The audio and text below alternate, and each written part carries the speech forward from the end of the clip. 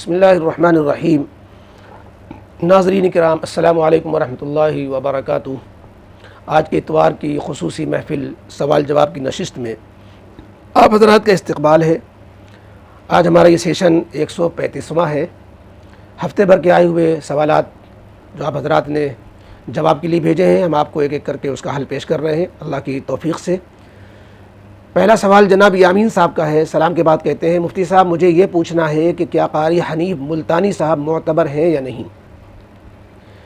جواب یہ ہے کہ قاری حنیف ملتانی صاحب نیک عالم بزرگ ہیں اور ماشاءاللہ ان کی تقاریر بہت دلچسپ بھی ہوتی ہیں اور مفید اور مؤثر بھی ہوتی ہیں، معتبر ہیں۔ جب تک قاری حنیف ملتانی صاحب کے ایک عرصے تک جو ہے جلوہ رہا، بعد میں اور بھی بعض جو ہے طارق جمیل صاحب اور حضرات جب آ گئے میدان میں تو قاری حنیف صاحب کا ذکر کم ہو گیا، ورنہ قاری حنیف صاحب کی تقاریر ماشاءاللہ بڑی مقبول و معتبر رہی ہیں۔ اگلا سوال جناب نعیم صاحب کہتے ہیں، السلام علیکم ورحمۃ اللہ وبرکاتہ۔ وعلیکم السلام۔ سوال ان کا، جو آنکھوں کا مرض چل رہا ہے اس میں آنکھوں سے پانی بہتا رہتا ہے، آیا یہ پانی نجس ہوگا یا نہیں؟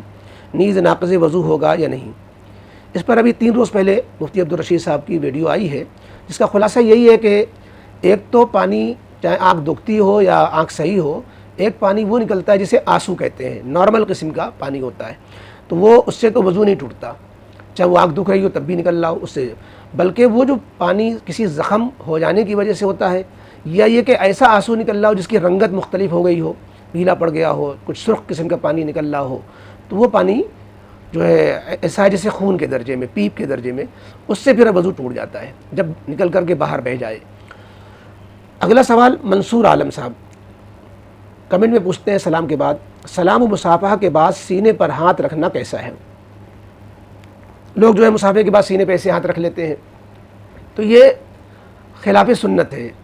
سلام سنت ہے، سلام کے بعد دونوں ہاتھ سے مصافحہ کرنا، یا ایک ہاتھ سے بھی بعض روایتوں میں سنت ہے۔ باقی پھر اس کو ہاتھ کو سینے پہ رکھنا یہ عوامی طریقہ ہے، جاہلوں کی رسم بن گئی ہے، کوئی اس کا سنت سے تعلق نہیں ہے۔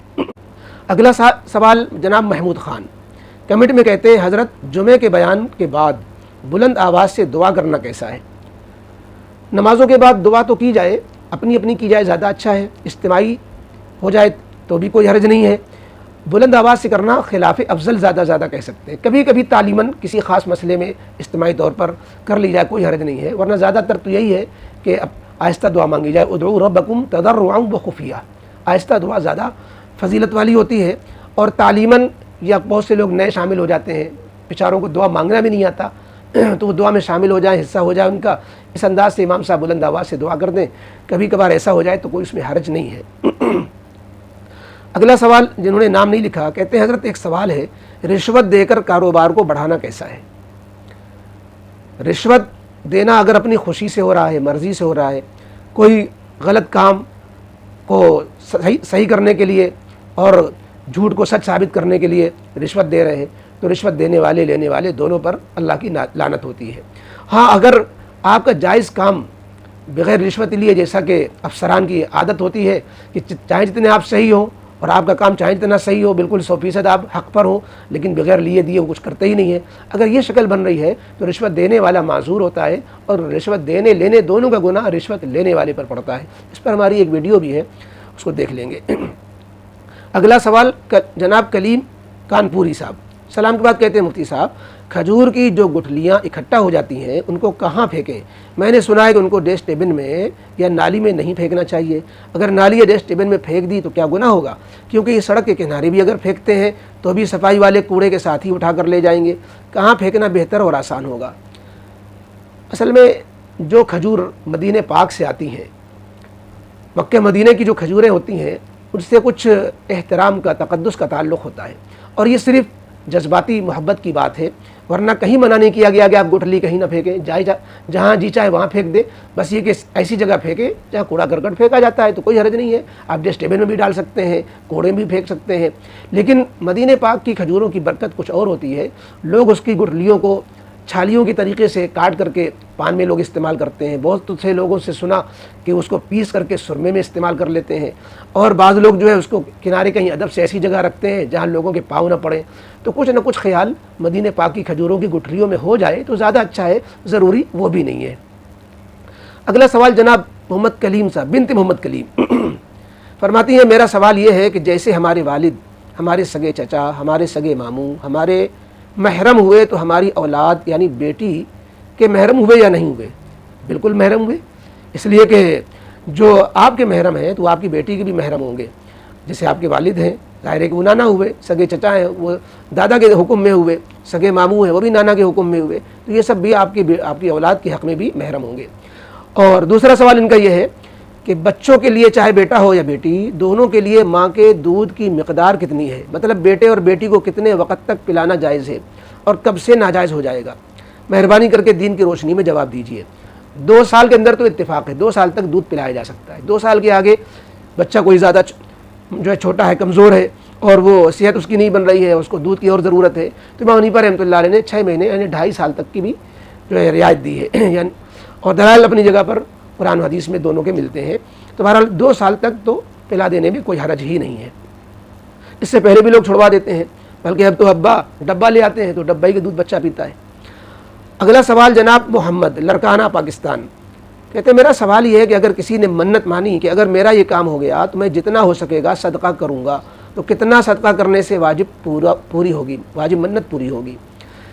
آپ نے جب مطلق صدقہ بولا ہے تو کچھ بھی صدقہ کر دیں گے تو بھی آپ کی منت پوری ہو جائے گی، لیکن زیادہ بہتر ہے کہ کم از کم اتنا صدقہ کریں مال کا جو صدقہ فطر کی مقدار بنتی ہے، تو زیادہ احتیاط کی بات ہوگی۔ اگلا سوال جناب خان صاحب، کہتے ہیں استعمال شدہ مسواک اور ٹوپی کو کہاں پھینکیں؟ کچرے کے ڈبے میں ڈالنا کیسا ہے؟ جواب یہ ہے کہ استعمال شدہ جو مسواک ہے یا ٹوپی ہے جو ابھی قابل استعمال نہ رہ جائے تو اس کو مزید ٹکڑے کر دیں، اس کو کاٹ کے ٹکڑے کر دیں کہ مسواک نہ نظر آئے، ٹوپی نہ دکھے، پھر اس کو آپ کہیں بھی ڈال دیں۔ باقی جب مستق مسواک ہے، ٹوپی ہے، تو اس کا احترام کرنا ہوگا، اس کو عام کچڑے کے ڈبے میں ڈالنا یہ بےادبی معلوم ہوتی ہے۔ اگلا سوال انہی کا ہے، خان صاحب کا، کہتے ہیں کیا دعائے انس کی کوئی روایت موجود ہے؟ اگر ہے تو کس درجے کی ہے؟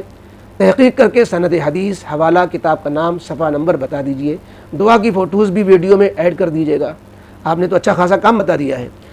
خیر انشاءاللہ آپ کی دعائے انس کی مختصر، چونکہ دعائے انس اصل میں کئی طرح منقول ہے، تو جو آسان ہے مختصر ہے، بیچ کی ہے، نہ تو بہت مختصر نہ بہت لمبی، کیونکہ کئی طرح کی وہ دعائے انس روایتوں میں آتی ہے، تو وہ انشاءاللہ ہم آپ کو اس کا فوٹو ساتھ میں شامل کیے دے رہے ہیں۔ باقی آپ نے جو بات پوچھی اس کی روایت کس درجے کی ہے اور تحقیق حدیث حوالہ، تو اب کتب حدیث میں تاریخ میں مختلف انداز سے یہ روایت ملتی ہے۔ علامہ ابن عساکر نے تاریخ دمشق میں جلد 52 صفحہ 259 میں ایک تفصیلی روایت اس سلسلے میں ذکر کی ہے، اور 5 سندوں سے مختلف کتب میں منقول ہے۔ اگرچہ یہ سندیں ضعیف ہیں لیکن قاعدہ ہے کہ تعدد طرق کی وجہ سے ضعف کی تلافی ہو جاتی ہے، اور یہ اور حسن کے درجے میں وہ روایت آ جاتی ہے، لہذا یہ روایت بھی حضرت انس رضی اللہ تعالیٰ عنہ سے منقول ہے۔ اس کو آپ پڑھ سکتے ہیں، قابل عمل ہے، برکت و فوائد سے خالی نہیں ہے۔ ہم جو آپ کو دعائے انس ابن مالک ساتھ میں لگا رہے ہیں، اس میں بھی حوالہ لکھا ہوا ہے، اس کو دیکھ سکتے ہیں۔ اگلا سوال جناب محمد شاداب انصاری، کہتے ہیں جناب عالی ہم کو ایک موبائل خریدنا ہے کریڈٹ کارڈ کے تھرو، جس میں 0% EMI دکھا رہا ہے، لیکن اس کی تفصیل میں جانے پر 3 مہینے کی EMI پر 1043 روپیہ انٹرسٹ دکھا رہا ہے، لیکن کریڈٹ کارڈ کی اسکیم پر یہ انٹرسٹ ڈسکاؤنٹ ہو جا رہا ہے۔ ایسی صورت میں موبائل خریدنا ہمارے لیے جائز ہوگا یا سودی ہوگا؟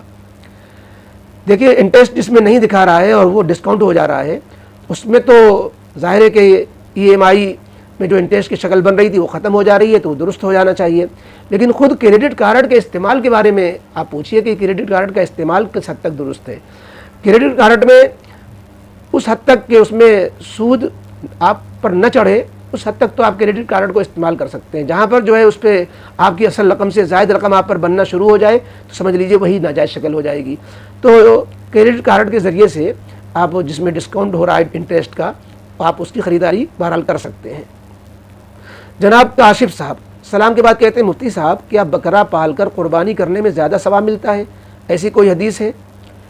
بکرا پال کر قربانی کرنے میں زیادہ ثواب اسی معنی اگر ہوگا کہ بکرے کو قربانی کے لیے پالا، کھلایا، اس کی نگرانی کی، اس پر جو ہے پیسہ خرچ کیا، تو اس کی وجہ سے جو ہے اس سے محبت، جو جانور لوگ پالتے ہیں تو جانور سے بھی محبت ہو جاتی ہے، تو جتنا زیادہ اپنی محبوب چیز کو اللہ کی راہ میں قربان کریں گے اس کا ثواب بڑھ جاتا ہے۔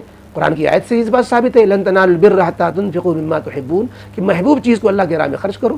تو اس لیے ظاہر ہے کہ جو بکرا پال کر کے ذبح کیا جائے اور جو بکرا اسی دن خرید کر کے نقد ذبح کر دیا جائے، دونوں میں بڑا فرق ہوگا۔ باقی نیت و جذبہ کی اللہ کے یہاں قدر ہوتی ہے، وہ اللہ تعالیٰ جانتا ہے کہ کون کس نیت سے کیا کر رہا ہے۔ اگلا سوال جناب محمد نظام الدین صاحب کمنٹ میں پوچھتے ہیں، بینک کے آئی ٹی ڈپارٹمنٹ میں جاب کرنا کیسا ہے؟ آئی ٹی ڈپارٹمنٹ غالباً ان کا مطلب ہوگا انکم ٹیکس والا محکمے میں جاب کرنا۔ ہاں، اس میں اس درجے کا تو مسئلہ نہیں ہے، لیکن تنخواہ تو بینک سے ہی آ رہی ہوگی، اس لیے وہ بھی احتیاط کے خلاف ہے۔ لیکن آج کے حالات میں جبکہ مسلمانوں کے ہر شعبے میں موجودگی ہونی چاہیے، ورنہ پریشانیاں کھڑی ہوتی ہیں، کچھ نہ کچھ آج کے فقہاء اس میں نرمی دیتے ہیں، لہذا آئی ٹی ڈپارٹمنٹ میں جاب، خصوصاً ایسے وقت میں جبکہ اور کوئی ملازمت سامنے نہ ہو، پیش نظر نہ ہو، اس میں جاب کر لیں تو ٹھیک ہے۔ اگلا سوال جناب تنویر شیخ صاحب کمنٹ میں کہتے ہیں، السلام علیکم۔ وعلیکم السلام۔ حضرت کیا انڈر ویئرز پہننا بدعت ہے؟ بدعت تو کوئی کپڑا پہننا نہیں ہے، کپڑے کے اپنے اصول ہیں کہ اس دائرے میں جو بھی کپڑا پہنا جائے جائز ہے، اس لیے کہ انڈر ویئر پہننا بدعت کیوں ہو جائے گا؟ اس سے تو سطر ڈھک رہا ہے، سطر کے اندر ایک سطر کی چیز ہے، اور بدعت تو وہ چیز کہلاتی ہے جس کو دین سمجھ کے کیا جائے۔ انڈر ویئر پہ پہننے کو کون دین سمجھتا ہے؟ تو دین سمجھ کر کے جو چیز کی جائے اور اس کو ثواب اس میں سمجھا جائے اور یہ کہا جائے غیر دین کو سنت سمجھا جائے تو جا کے بدعت بنتا ہے، اس میں بدعت کی کوئی تعریف صادق نہیں آتی ہے۔ اگلا سوال جناب ریحان خان عالم مارکیٹ سے کہتے ہیں، جب جماعت کی نماز میں کوئی رکعت چھوٹ جاتی ہے اور امام کے سلام پھیرنے کے بعد اٹھ کر اس کو پورا کرنا ہوتا ہے، تو بعض لوگ امام کے ایک طرف سلام پھیرتے ہی اٹھ جاتے ہیں، بعض لوگ دونوں سلام پھیرنے کے بعد اٹھتے ہیں، بعض لوگ ایک سلام ختم ہوتے ہی جب دوسرا سلام پھیرنا شروع کرتے ہیں تب اٹھتے ہیں، تو ان میں سے صحیح طریقہ کون سا ہے؟ دونوں طرف جب سلام پھیرے تب اٹھنا چاہیے، یہ زیادہ صحیح ہے۔ باقی زیادہ صحیح تو یہ ہے کہ آپ کی رکعتیں نہ چھوٹیں، یہ نوبت ہی نہ آئے۔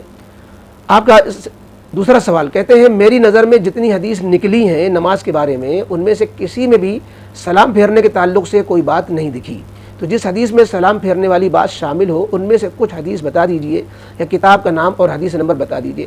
ہم آپ کو مشورہ دیں گے، نماز کو احادیث اور دلائل کی روشنی میں مفتی عبید اللہ صاحب الاسعدی جو جامعہ عربیہ ہتھورا باندھا کے شیخ الحدیث ہیں، انہوں نے کتاب لکھی ہے نماز احادیث و آثار کی روشنی میں، تو اس میں نماز سے متعلق جتنے مسئلے ہیں اس کے نیچے حدیث کے حوالے دے دیے انہوں نے، حدیث کے یا صحابہ کے، آپ اس کو دیکھ لیں اگر آپ کو مسائل کے ساتھ ساتھ دلائل کو جاننا، ورنہ ہمارے چینل میں تو صرف مسائل بتاتے ہیں، دلائل اور تفصیلی کلام کے لیے، بحثوں کے لیے جو یہ گنجائش نہیں ہوتی ہے کہ ہم مختصر سے وقت میں مسائل کے دلائل بھی ساتھ ساتھ ذکر کرتے چلیں۔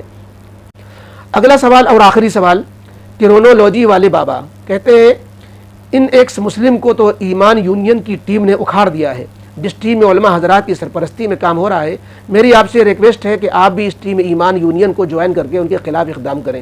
ماشاءاللہ آپ نے اچھی خبر دی، اللہ کرے جو ہے یہ ٹیم ایسے ایکس مسلم والوں کو جو ہے منہ کی چٹائے اور ان کو ان کے دلائل جو اسلام کے خلاف جو باتیں کرتے ہیں، اللہ تعالیٰ انہیں ان کے ذریعے سے، ایمان یونین کے ذریعے سے ایسے ایکس مسلم کو دوبارہ ایمان والا بنائے۔